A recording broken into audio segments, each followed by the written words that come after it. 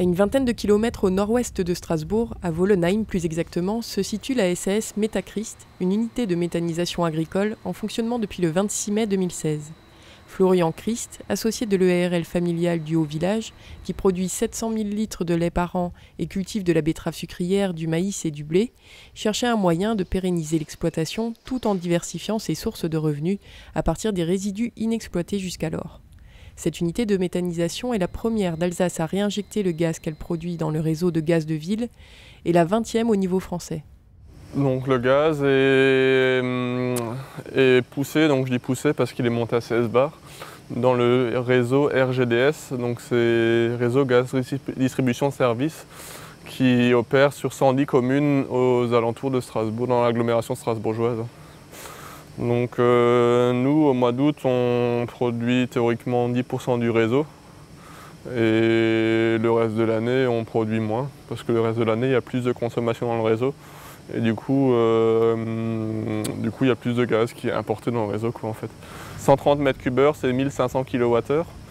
Et 1500 kWh, c'est environ, je dirais entre 300 et 400 maisons en moyenne sur l'année. Donc quand je dis moyenne, c'est-à-dire qu'en été, quand il y aura seulement les plaques et l'eau à chauffer, ça passera peut-être les 2000 maisons, les 2000 foyers. Et en hiver, quand il fait moins 20, ça sera peut-être que 150 foyers, quand les chaudières tournent tout le temps. L'autre grande spécificité de cette unité concerne la matière méthanisée. En plus du fumier, elle utilise des résidus de canne de maïs. Ce projet novateur et ambitieux a un coût, 4 300 000 €. Pour s'assurer une crédibilité auprès des banques, ce jeune agriculteur, tout juste sorti de l'école, s'est associé à un ami de la famille, Christian Richert, exploitant dans un village voisin. En France, nous devons faire du gaz avec des déchets, donc des déchets agroalimentaires ou agricoles. Les déchets agroalimentaires étant très convoités, ici nous avons fait le pari de travailler pratiquement uniquement qu'avec des déchets agricoles. Les effluents d'élevage sont le premier gisement requis, mais le problème c'est que ces effluents sont très pauvres en gaz. Du coup, il faut les complémenter avec quelque chose de plus énergétique. Et au lieu de faire pousser des plantes entières, comme le modèle allemand, et de les détourner de l'alimentation humaine ou animale pour en faire de l'énergie, nous travaillons uniquement, c'est-à-dire sans faire pousser de plantes, avec des résidus de culture. Donc des résidus de culture, ça peut être à la fois de la paille de blé, de la paille de colza, de la paille de maïs.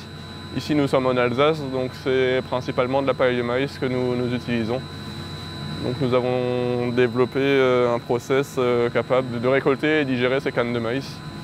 Donc un process que nous avons acheté en Autriche et que nous sommes en train d'améliorer conjointement avec les Autrichiens.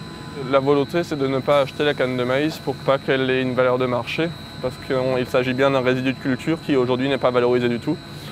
Donc un résidu de culture qui permet d'amender les champs, mais qui fournit du travail aux agriculteurs et nécessite des intrants pour la dégradation. Du coup, nous, notre deal, c'est de s'occuper de la gestion de ces résidus de culture. Donc les agriculteurs n'ont pas besoin de faire de mulching, n'ont pas besoin de le broyer. Nous, on se charge de récolter ça et derrière, on restitue les digestats qui ressortent de l'unité de méthanisation aux agriculteurs, ce qui donne un vrai plus au système culturaux alsacien. En intrants, la proportion est d'1 tiers de paille de maïs pour 2 tiers de fumier, tandis qu'à la sortie, ces cannes sont à l'origine des 2 tiers, voire des 3/4 du gaz produit. Il dispose sur place d'un stock de 2 ans de récolte de paille de maïs, de manière à pouvoir gérer d'éventuelles pénuries en cas de mauvaises conditions climatiques. En 2015, les résidus de canne ont été collectés auprès de 83 agriculteurs pour une surface totale d'environ 1000 hectares sur un secteur situé à 10 km autour de l'exploitation, sur l'axe Orfelden-Waslon. Nous cherchons toujours des gens pour la simple et bonne raison que le but est de se rapprocher de l'unité de méthanisation et de pouvoir accéder sur les parcelles facilement. Donc c'est-à-dire que le but c'est d'étaler notre période de récolte, de ne pas tout récolter en même temps et surtout d'accéder les parcelles quand la météo est clémente. Nous ne voulons surtout pas accéder dans les parcelles des jours de pluie, etc. Donc ça nous amène à sélectionner les parcelles dans lesquelles on rentre. Donc plus on aura d'agriculteurs adhérents, plus on pourra sélectionner les parcelles et donc être souple au niveau de la récolte. À côté des fumiers et des pailles de maïs, d'autres intrants peuvent être utilisés en fonction des opportunités qui se présentent. Cette année par exemple, ils ont également récupéré du foin, ayant souffert des pluies trop fréquentes ces derniers mois. Aujourd'hui, nous rentrons 10 900 tonnes de matière.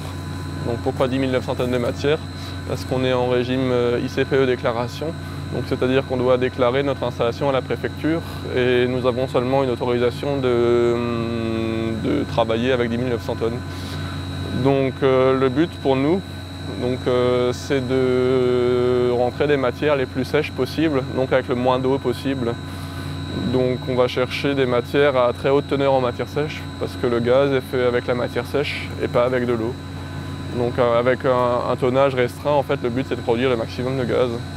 D'où l'intérêt des cannes de maïs, car en moyenne, ces pailles de maïs sont à 65% de matière sèche. Du coup, on arrive sur la même quantité à avoir plus de gaz. À la sortie, quelques 10 000 mètres cubes de digestat sont répandus sur les champs des agriculteurs adhérents. Dans l'avenir, les habitants de la commune de Vollenheim pourraient décider de se faire raccorder au réseau de gaz de ville. Si tel était le cas, comme le gaz parcourt le moins de chemin possible avant son utilisation, il serait fourni en majorité par l'unité de méthanisation du village.